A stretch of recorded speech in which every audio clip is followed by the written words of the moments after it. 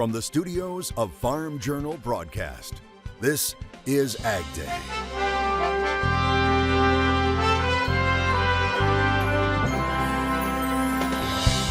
Making what is old new again in the country. I'm Charles Denny. A holiday project here in McMinn County, Tennessee, recycled ornaments and decorating county buildings. That story coming up on AgDay. Things may be improving along the Mississippi River. An update on where water levels stand right now. And with more workers desperately needed on the farm, the industry makes a new push. I would tell you industry in general is definitely advocating for immigration reform. We'll take the latest pulse on getting immigration reform passed right now on AgDay. Good morning, I'm Clinton Griffiths. As we look ahead to a new year, farmers are facing some continuing headwinds. One is the high cost and availability of a consistent workforce. AgDay's Michelle Rook joins us to look at how this is renewing the push for a legislative solution. Clinton, while the labor shortage is a universal problem for the food and agricultural industry, it is an especially big challenge for dairy operations, which need year-round workers. That's why the industry is once again calling on the new Congress to pass immigration reform. However, there's mixed opinions about what it will take for that to become reality. The cost and availability of workers is a hot-button issue for dairy producers. Labor. It's labor, labor, labor. We've been talking about labor for a long time, and I'm not very hopeful that we're going to get anything done there. However, one Washington insider is more optimistic about movement on immigration policy in 2023. I'm one of the few who think we have a 6-month window in early 2023 with the new Congress to get a mini immigration reform through from both houses of Congress, the House and the Senate. But that begins with border security. The Republicans are insisting they won't move one iota unless they have border security. Once they get that, then they can give the Democrats some of the things that they want. The dairy industry is calling for compromise and for Congress to adopt the Farm Worker Modernization Act, which is passed twice in the House. Move the ball down the court. We've had productive discussions, but we're still not quite there. And I'm sure it's because it's a fraught political discussion in some regard. But I would tell you industry in general is definitely advocating for immigration reform. Ford says there's consensus among lawmakers she talks to in both parties that immigration reform is needed. So she says it's time to get this done because it hurts farmers, but is also critical with the global food crisis. I'm Michelle Rook reporting for AgDay. All right, thanks, Michelle. Congress will end the year this week if they're able to clear a spending package for next year, and there are several ag-related issues that are penciled into the plan. The Senate is expected to vote on the bill first, and the House will need to pass it before government funding runs out on Friday night. Senate Minority Leader Republican Mitch McConnell has set a deadline of Thursday for reaching a deal. Otherwise, he supports using a short-term continuing resolution to push spending talks into 2023. Farm Journal Washington analyst Jim Wiesmeyer says a pending omnibus bill will reportedly include items dealing with aid for this year, including for crops and livestock, a special package for rice producers, a possible change for crop insurance, and a last-minute attempt to approve year-round E15. This year's bird flu has now become the largest foreign animal disease outbreak in U.S. history. USDA now confirming more than 57.5 million birds have been impacted by highly pathogenic avian influenza. The latest cases involving 3 large egg farms in Colorado, South Dakota, and Washington state, with well over 1 million birds impacted at each. And it may not be over just yet. Iowa Ag Secretary Mike Nag is warning it could get worse as we move into winter. A recent analysis from Rabobank says this could push some poultry prices even higher in the next year. The previous record HPAI outbreak was set back in 2015 when 50 million birds were impacted. Crews are working to learn more about a massive fire at a grain elevator in Hemlock, Michigan. First responders from 29 fire agencies in and around the Saginaw area were called on over the weekend to put out this fire that took several hours to contain. Now, it started in a storage dome Sunday night at Anderson Incorporated. It's estimated 3 million bushels were inside the bin that was on fire. Now, no one was injured, but the cause of the fire is undetermined right now. Some good news about those low water levels on the Mississippi River. They appear to be rising. USDA meteorologist Brad Rippey says the water levels in Memphis are almost 18 feet higher than the record low stage set back in mid-October. He says there is a similar rise in the Ohio Valley and almost 18-foot rise in Cairo, Illinois. And here's a look at the gauge in New Orleans from last week, where the river was at an elevation of 4 feet. Now, Rippey says rainfall in the region has helped out tremendously to raise the water level. That has come a long way in helping to normalize barge operations on the Ohio River and the lower portions of the Mississippi River. Now, Rippey says low water concerns remain in parts of the upper Mississippi from St. Louis northward. As cold weather descends on the country, and especially the northern part of the country over the next few days, that could help to cut inflow due to ice formation and frozen soils. So we will have to continue to watch low river levels north of Cairo, Illinois, where the Ohio River enters the Mississippi. So effectively from St. Louis northward, still dealing with low river levels in that area. Ahead of the holiday weekend, a very grinchy storm may put a damper on some people's travel plans. Meteorologist Matt Yarosavik joins us with the very latest. Matt.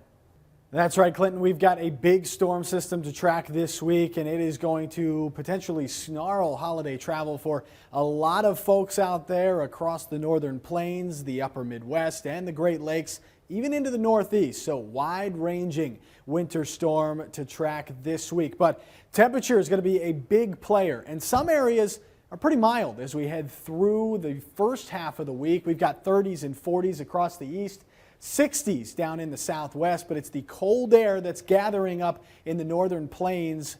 8 below in Bismarck this afternoon. It is going to get even colder, and if you notice, that jet stream is going to dip down through the center of the country. That's going to provide all of that cold air for this storm system, and it is going to bring in bitterly cold wind chills as well. We'll take a look at that in a little bit, but 2 punches, system snow, and then on the backside, lake effect snow going to be kicking up with this system, something that we're going to have to continue to track and see how things evolve over the next couple of days.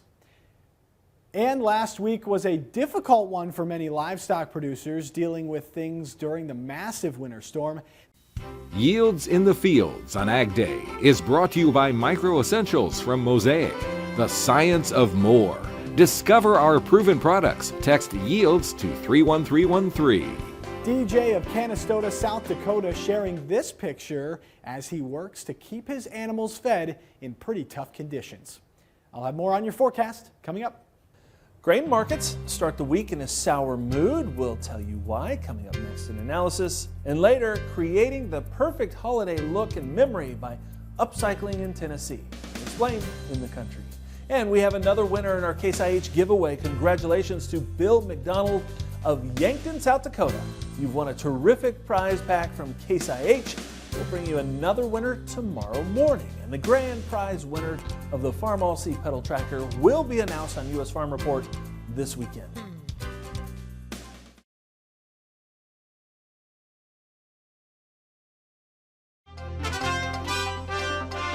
Soybean futures fell to the lowest levels in a week after rains reached some dry areas of South America over the weekend.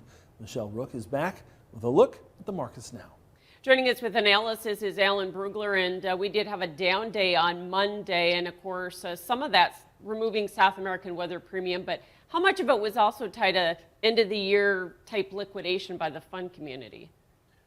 Well, it's always hard to gauge the overall participation, but we know the meal took a good hit, but it had a nice rally last week, so some of that was probably just profit taking. We'll see the open interest data tonight. But you did have the South American rains, and that of course would tend to mean theoretically more supply for Argentine meal. So do you expect more fund liquidation as we go into the end of the year, and especially because it feels like we've got this hangover from the Fed and what might happen after the first of the year causing recessionary fears?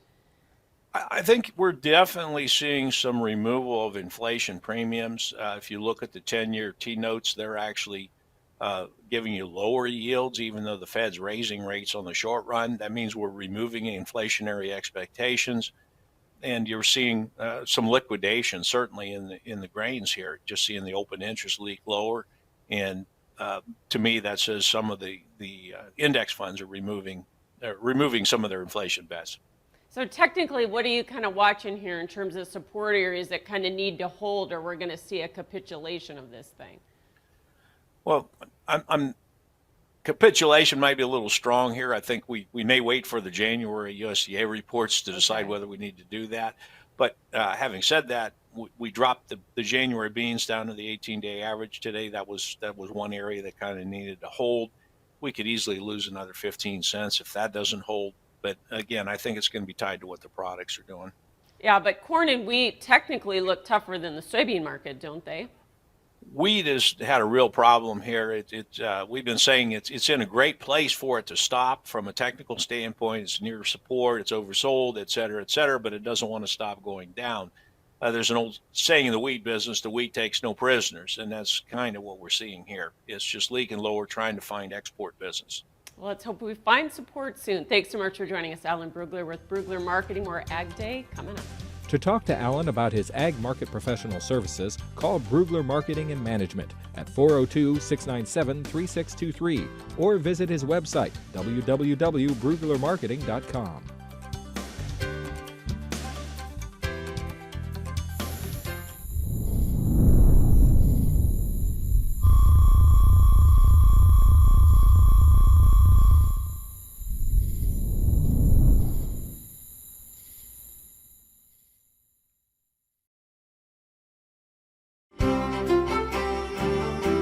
Well, we've got to look at this forecast, and a big winter storm to track as we head, especially through the second half of the week.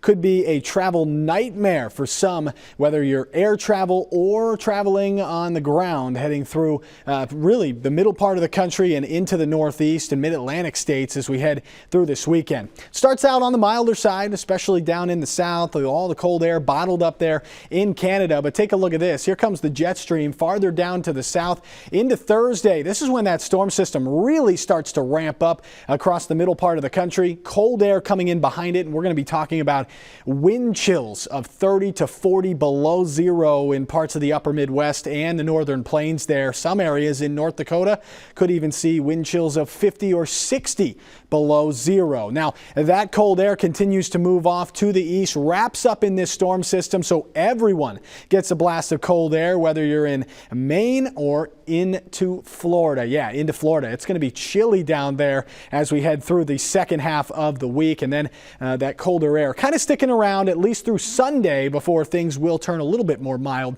as we approach the new year. But take a look at this. Feels like temperatures this morning, 29 below in Bismarck, 18 below in Rapid City, but watch how that colder air just kind of hangs around there. Northern plains really dealing with the chill, and that's going to move eastward. Once we bring that system in, it'll pull all that colder air right on in. So as we take a look at the pressure here, not much is going on to start. High pressure up to the north and the south. One system bringing some chillier air in and another one moving through Florida. But this is the storm system out here that's beginning to drop its way into from Canada. That's going to be the big producer of snow and rain across the east, as well as wind and the potential for blizzard conditions as well. Start on the rainy side, a lot of that going to be moving up from the south right up into the mid-Atlantic states. But then as we head into the system, as that kind of really ramps up with the colder air, there'll be snow on the northern side and on the back side of the system as well. That'll start in the upper Midwest and move its way eastward, with lake effect snow continuing to follow it right on through Christmas Day. And that's something we'll continue to track right here on Ag Day. That's a look around the country. Now let's take a look at the weather where you live. Atlanta, Georgia, showers likely, a high near 42 degrees. Heading to Ashley, North Dakota, partly cloudy and bitterly cold, a high of 7 below zero. And Jackson, Wyoming, breezy with snow likely, a high near 39. So what kind of returns can Illinois dairy farmers expect in 2023? We'll tell you about the latest calculations coming up next. And later, taking the old and giving it a new holiday purpose. How students are upcycling some ornaments in the country. Your next piece of equipment is on MachineryPete.com. Search equipment from dealerships across the country to find what you're looking for. Only on MachineryPete.com.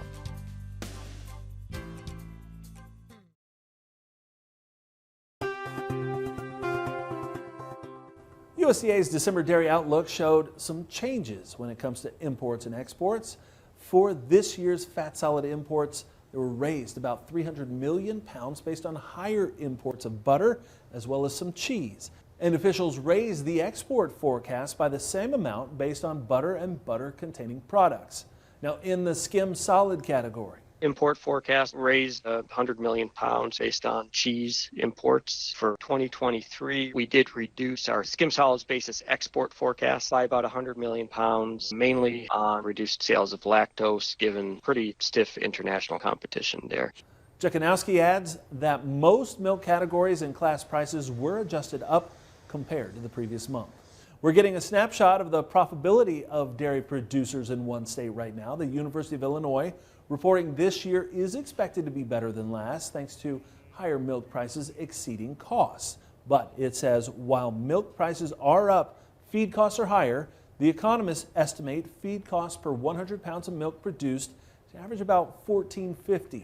Now that puts the total cost to produce 100 pounds of milk at $24.50, and it says a 39-cent increase in milk prices this year for Illinois producers will result in annual price of about $25.35 per hundredweight. That means the average Illinois producer will see returns of 85 cents per hundredweight. Now for next year, they're projecting lower milk prices and slightly lower feed costs, leading to a small projected negative economic return. Now Christmas often includes some new shiny toys, but it's also about celebrating the season with what's in front of us. Charles Denny looks at some new life for old ornaments next.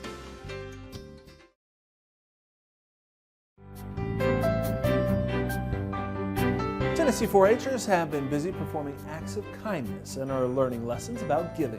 Charles Denny of the University of Tennessee Institute of Agriculture has more on a unique effort to recycle holiday cheer. Would-be elves arrive on the courthouse steps in downtown Athens, ready to deliver decorations.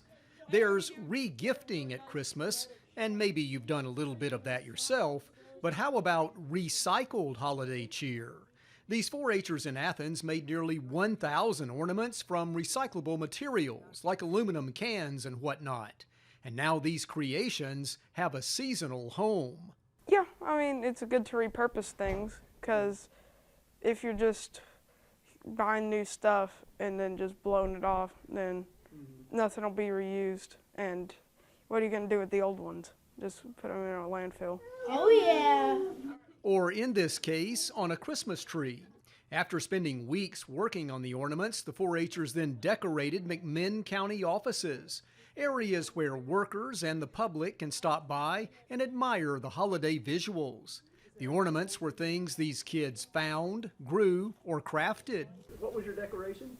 It was like a little robot head. Uh-huh. Yeah, and I drew eyeballs on it to make it look like an actual robot. It's actually at the top of the tree because it's one of the better ones. This is the 7th Christmas season for this project. It started by decorating the McMinn County Courthouse, then the county annex, and then the Sheriff's Department wanted their tree decorated. This giving spirit is also a bit of a civics lesson. 4-Hers learn about government and visit with elected leaders as part of this project. And then there's the message taught by recycling. Why discard something if another use can be found for it? Some kids are, I guess, hikers, and they found antlers from deer in the woods. Wow. I try to teach them that, everything doesn't have to go in the trash. It doesn't have to be a one-use thing. You can make it into something else to, enhance your life still. So these ornaments, I told them they would bring joy to the community. UT Extension's Sarah Smith says it's not been all merry and bright in her county the past year, with some people facing job losses. Smith says her 4-Hers are good about being sensitive to community needs year-round. The kids seem to understand this very well. Each project that we seem to do, they seem to always bring stuff and be aware that this is helping someone else. The ornaments up, the 4-Hers move on to their next decorating assignment in another government building. But they leave behind things that could have easily been thrown away, and instead will be a symbol of holiday beauty. Good cheer is always something worth reusing. This is Charles Denny reporting. All right, thanks, Charles. And that's all the time we have this morning. We're sure glad you tuned in. From all of us here at AgDay, I'm Clinton Griffiths. Have a great day.